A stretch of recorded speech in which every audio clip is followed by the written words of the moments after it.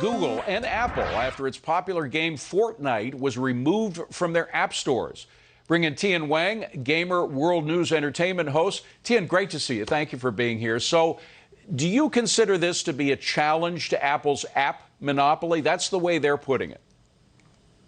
Well, you know, the way that I would say this is that right now you could make the case that Epic Games has had a bit of a PR victory, right? They had that very slickly produced 1984 video. Their hashtag Free Fortnite is trending. But I tend to think, honestly, over the long run, that this might actually amount to being not only a PR blunder, but a strategic blunder. Because one of the things that Apple did, which really irked Epic Games, is that they charged a 30% commission on everything that goes through the App Store.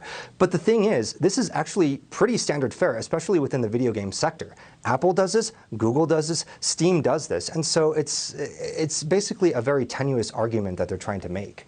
But it does appeal to people's notion of David and Goliath stories, doesn't it?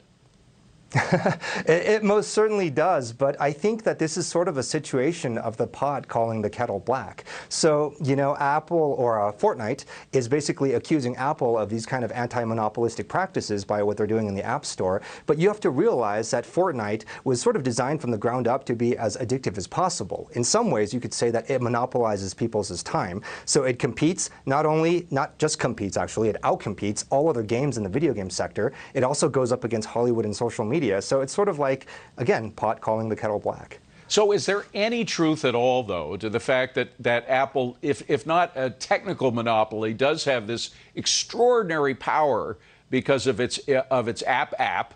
And if you want to play the game, you got to deal with Apple one way or the other. I mean, is there any room for competition there?